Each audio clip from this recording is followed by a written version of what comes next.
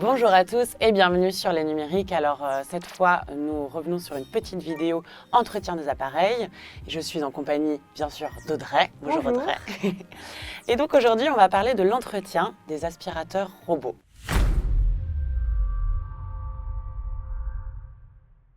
Qu'est-ce qu'un aspirateur robot, Audrey, si tu veux nous en dire plus? De base, un aspirateur robot, c'est simplement un aspirateur qui va travailler à votre place, si on peut dire. C'est ça, il va analyser un petit peu selon les modèles, la structure de votre maison, etc.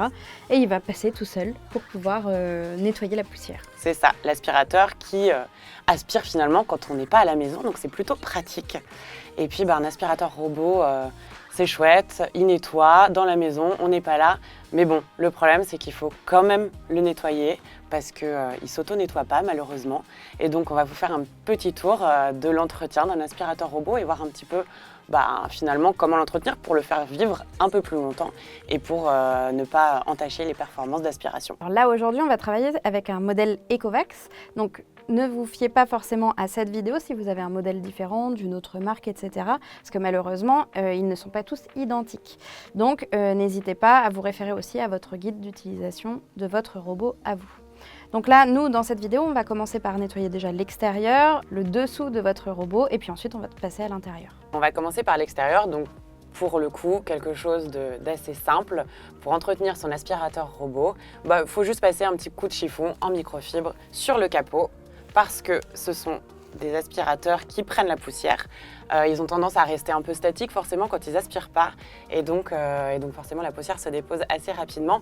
Surtout là, on a un modèle blanc, mais la plupart des aspirateurs sont noirs avec un plastique mat ou brillant et de fait, la poussière est super visible. Donc c'est pas mal de commencer par nettoyer le capot avec un petit chiffon. Donc une fois qu'on a passé un petit coup de chiffon sur le capot, maintenant on peut s'atteler à la caméra parce que la plupart des robots, en tout cas certains, ont une caméra juste ici, à l'avant, au niveau du pare-choc. Et donc cette caméra, si elle est poussiéreuse, le robot il va avoir du mal à se repérer dans son espace. Donc il ne faut pas oublier de dépoussiérer régulièrement cette petite caméra. Et maintenant on va passer sur le ventre du robot. Alors, que voit-on? Alors déjà, on voit pas mal d'éléments. On voit déjà les petits trous qui, à mon avis, il faut quand même bien les entretenir et les nettoyer. On a aussi la petite roue qui nous permet de tourner le robot. Et là, on voit d'ailleurs, c'est un très bon exemple parce qu'on voit qu'elle est un petit peu encrassée. On a les petites brossettes ici qui se déclipsent. Exactement, les brossettes, elles se déclipsent sur ce modèle en tout cas. Hop, comme on peut le voir ici. Donc elles se retirent. On peut retirer, souvent en fait, il y a des cheveux ou des poils d'animaux qui s'en mêlent dedans. Donc on n'hésite pas à tout bien retirer. Donc là, vous voyez, c'est un petit peu le cas. Et puis on la reclipse. Alors, c'est pas le cas de tous les modèles. Il y a des aspirateurs qui ont des brossettes latérales qui ne se déclipsent pas, qu'il faut dévisser. Et ça, pour le coup, c'est beaucoup plus contraignant.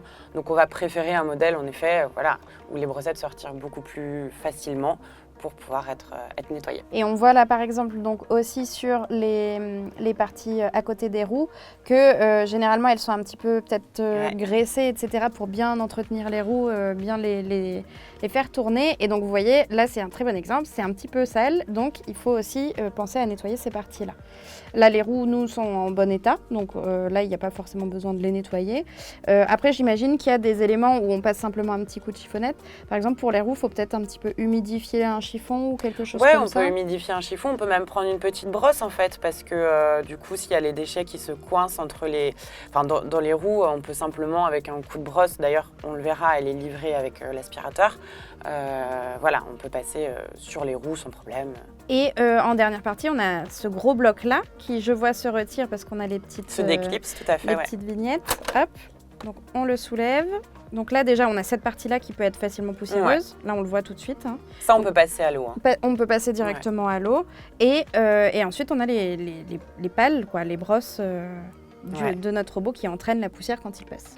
Là, cette pale, elle est en caoutchouc. Elle a des poils de nylon et des poils, des sortes de pales en caoutchouc en plus.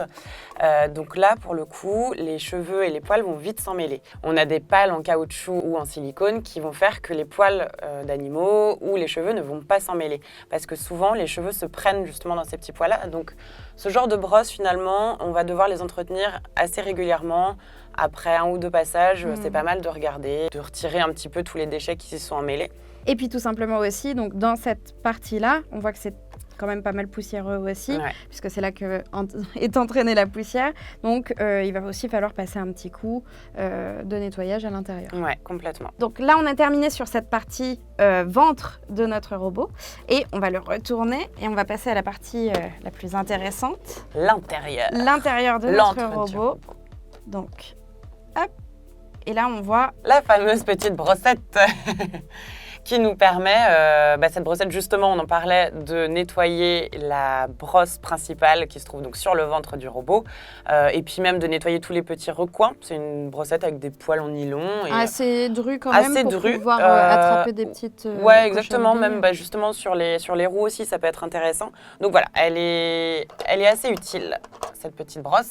Et puis, ce qui est pratique, et ça c'est le cas sur beaucoup d'aspirateurs, elle a son petit coin pour être rangée. Donc on ne la perd pas. Donc là, on a aussi le visu sur notre socle principal, c'est-à-dire le réservoir à poussière. C'est ça. Et tu me disais tout à l'heure en off que toi, des fois, tu le nettoyais avec un autre appareil. Et bah ouais, parce que parfois il faut nettoyer son aspirateur robot avec un aspirateur. C'est un petit peu paradoxal, mais c'est Sur mon toute cas cette de temps zone-là. en temps, parce qu'en effet, une fois qu'on a retiré le collecteur, il y a la bouche d'aspiration qui se trouve juste en dessous. Et donc forcément, on a parfois des déchets qui traînent, des détritus comme ça. Et donc moi, ce que je fais, en tout cas, c'est que je prends un suceur, une fente que je mets sur mon aspirateur balai. Et puis du coup, j'aspire dedans pour vraiment que ce soit nickel. Donc on n'est pas forcément encore totalement débarrassé des aspirateurs classiques, même si on a un aspirateur robot à la maison. Exactement. Donc sur cette partie-là, tout simplement ça se vide, hein. On ne va pas chercher ouais. plus loin. Ouais. Et ça se nettoie à l'eau aussi à l'intérieur, j'imagine. Ouais, alors il faut nettoyer à l'eau. Déjà, on peut parler de la vidange. La vidange n'est pas la même sur tous les collecteurs de tous les aspirateurs robots. On a des vidanges plus ou moins hygiéniques. Il y en a où il va falloir retirer le filtre. Donc, D'accord. bien penser, c'est bête, mais à mettre le collecteur dans le fond de la poubelle pour éviter les envolées de poussière. Parce que souvent, forcément, on jette son collecteur, tu as toutes les poussières qui remontent. Donc ça, c'est un peu contraignant. Là, on a une ouverture. Voilà, pour le coup, le collecteur s'ouvre de cette façon. Bon, je ne vais pas l'ouvrir complètement si je peux. Et donc, en plus du collecteur, il y a aussi un filtre ici qu'il faut nettoyer. Exactement. Donc c'est pour ça, on peut passer à l'eau le collecteur, mais il faut faire attention à bien retirer les filtres. Donc là, on a le filtre type EPA. Et à côté du filtre type EPA, on a le filtre mousse, sous le filtre EPA, qui est bien sale donc. Et donc ces filtres-là, il faut les retirer parce qu'ils ne passent pas à l'eau. En tout cas, ils ne passent pas tous à l'eau.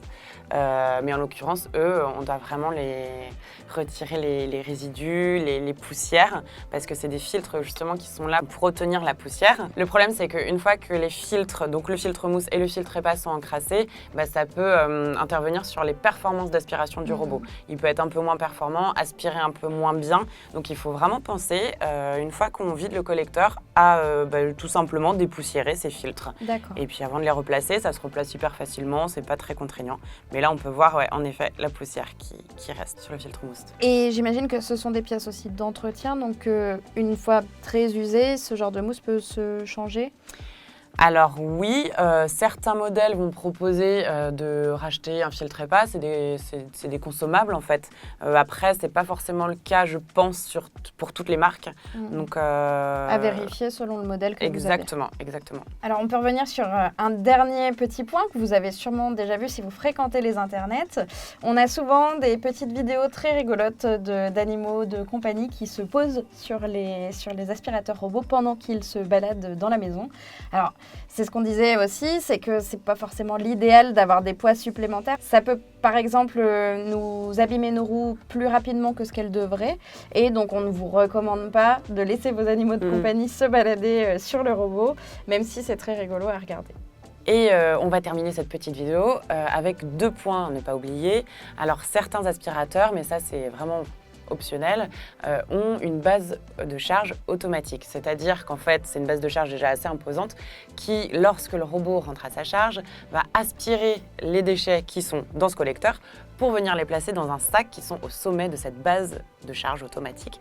Et donc, de fait, l'utilisateur n'aura pas à entretenir un peu trop son collecteur de déchets parce que il ne sera pas obligé d'aller à la poubelle tous les jours après un passage de son aspirateur. Donc ça peut être un gain de temps et finalement un gain d'entretien aussi de son collecteur. Et puis on a une autre option. Alors c'est aussi que certains robots ont cette option de faire aussi le passage de serpillière. Donc là c'est un module où on va venir glisser la serpillière, souvent en microfibre. Là c'est pareil, sur ce modèle-là on n'a pas à vous la présenter. Par contre, comme c'est des petites serpillières en microfibre, en niveau entretien, on a simplement à passer ceci à l'eau ou à le nettoyer et à passer la microfibre à la machine à laver. Exactement. Bon, alors Valentine, je pense que pour aujourd'hui, c'est terminé. On vous a donné pas mal de conseils d'entretien d'aspirateurs robots aujourd'hui. Je pense qu'on est bon. Alors vous, n'hésitez pas, si vous avez des tips, des petits conseils qu'on ne vous a pas donnés dans cette vidéo, eh bien n'hésitez pas à nous les donner dans les commentaires. Et puis quant à nous, on vous dit à bientôt. À bientôt Audrey. À bientôt. Salut. Salut.